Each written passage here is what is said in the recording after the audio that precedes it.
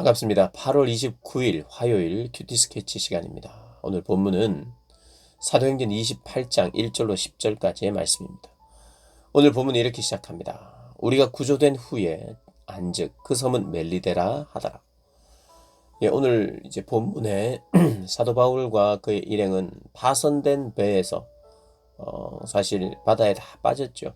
그러나 한 명도 죽지 않고 다 살아납니다. 바울을 비롯한 275명, 즉 276명의 사람들이 다 전원 살게 됩니다. 그리고 이제 멜리데 섬에 도착하게 됐는데 이제 나중에 알고 보니까 그 섬이죠. 그리고 또 나중에 알고 보니까 그 섬이 로마와 가까워요. 로마의 바로 아래에 있는 그 이탈리아 바로 아래에 있는 그런 섬이에요. 이탈리아와 가까운 로마와 가까운 섬이에요. 그러니까 하나님은 우리의 인생을 이렇게 지그재그로 인도하는 것 같고 풍랑을 만나게 하는 것 같아도 하나님은 결국에는 하나님의 약속이 이루어지고 하나님의 방법대로 인도하시는 걸 보게 됩니다. 그냥 순풍으로 계속 왔다면 하나님에 대해서 생각할 틈도 없었을 거예요.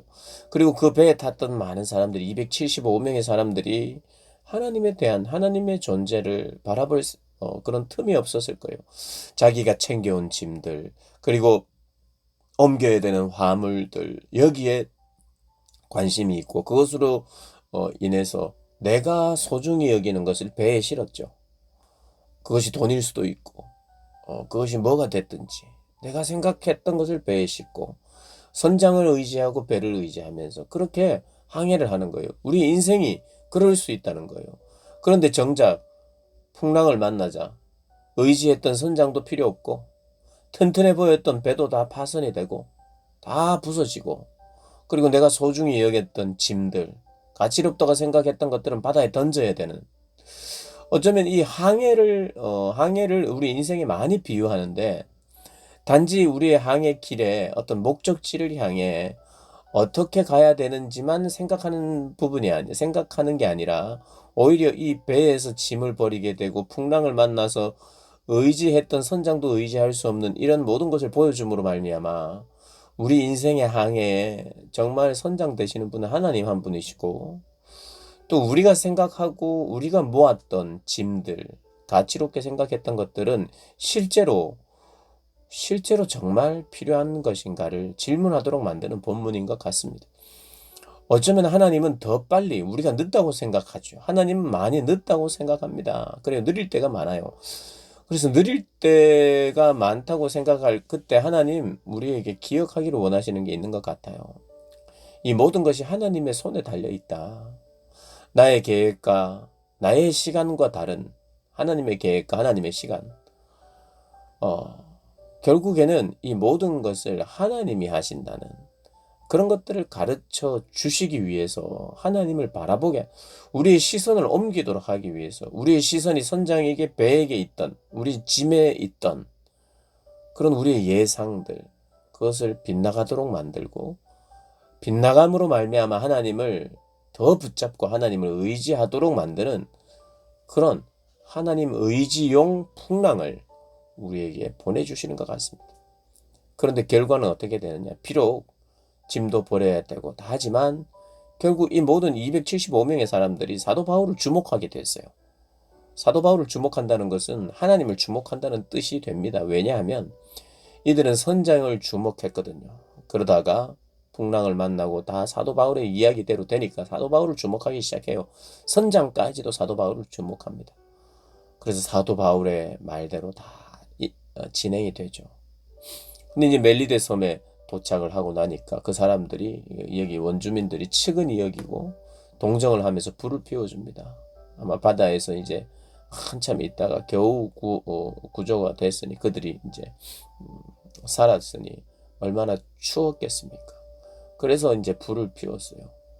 그들이 피워줬습니다. 그런데 사도 바울은 언제나 구원자의 역할을 합니다. 더 이제 나무 한 묶음을 거두어서 불에 넣습니다. 헌신적이죠. 구원자 역할을 하면서 늘 주변을 돌봅니다. 자기가 먼저 솔선수범하는 사람이었죠. 그런데 남을 돌보다가 어떤 일이 발생했느냐? 그 나뭇가지 속에 있던 독사에 물립니다. 뜨거워가지고 독사가 나와요. 그 이제 나뭇가지에 같이 있었던 거죠. 그래서 물립니다. 그러니까 돌보지 않았다면, 나도 추워가지고 나도 불이나 쬐고 있었으면 누가 하겠지 하고 있었으면 뱀에 안 물릴 텐데, 남을 돕겠다고 구원자의 역할을 하겠다고 하니까 뱀에도 물려요. 그런데 예수님의 말씀이 생각이 나죠. 바울, 뱀을 집어 올리면 무슨 독을 마실지라도 해를 받지 아니할 것이다. 마가복음에 나오는 제자들을 파송하고 전도의 사역을 할 때 하나님께서 이런 뱀에 물려도 독에 어떤 독도 해하지 못.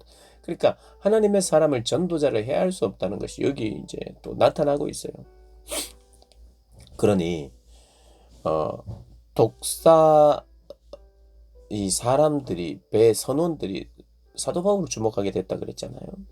근데 이 지역 사람들이 이 276명을 측은하게 여기면서 아, 그들에 대해서 이제 알기 시작하니까 그들이 죄수라는 것도 알게 되고 그들이 다 살아남은 것을 보고 야, 이 사람들이 좀 뭐 죄가 없나? 이런 생각도 했고 어쨌든 측은하게 여기면서 그 사람들을 보다가 이제 그 동네 사람들도 그 원주민들도 사도 바울을 주목하기 시작해요. 그 중에 한 명이 독사에 물립니다.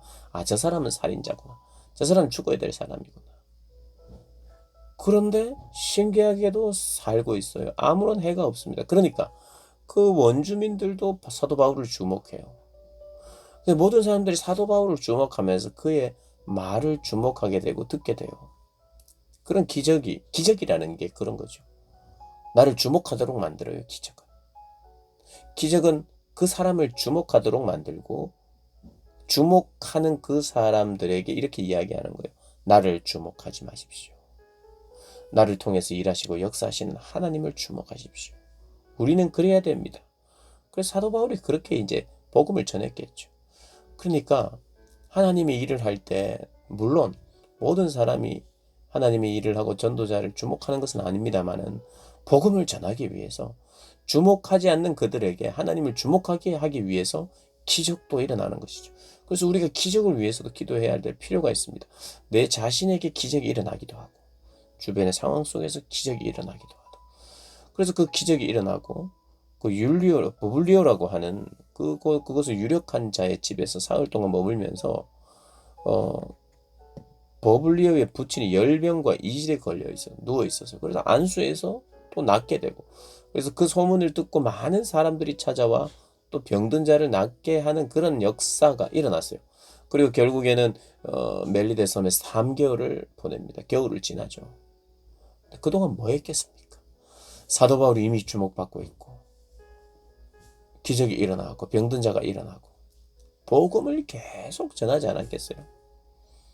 사도 바울은 여기서도 쉬지 못합니다. 겨울을 지나는 동안 쉬지 못하고 그곳에서 복음을 전하는. 물론 이제 죄수로서 한계는 있겠지만 제한은 있겠지만 그 같이 함께 배를 탔던 선장을 비롯하여 백부장이 사도 바울을 그냥 묶어놓고 가두었겠습니까? 아마도 사도 바울은 그냥 자유롭게 내버려둬도 이 사람은 어디 갈 사람 아니다 이렇게 생각하지 않았겠어요. 어쨌든 제한은 있었겠으나 그러나 마음껏 전도 사역을 할 수 있지 않을까, 했지 않았을까 우리가 생각할 수 있죠. 그리고 로마에 가서만 복음을 전하는 게 아니라 로마로 가는 중에도 복음을 전하는 거죠. 배에서도 복음을 전하고 선원들의 구원에 앞장섰고 그리고 하나님이 멜리데 섬으로 보냈어요. 우리 인생에 유라굴로와 같은 광풍을 보내면서 나도 변화시키고 헛된 것을 버리고 주님을 주목하게 하고 그리고 또한 하나님은 멜리데 섬에 사도 바울이 필요해서 하나님이 그로 보내신 거죠. 어떻게 보면 또 그곳에 가서 구원받아야 될 자들을 위해서 복음을 전하는 사도 바울은 그래서 하나님이 인도하시는데 멜리데로 인도했느냐? 아멘이죠.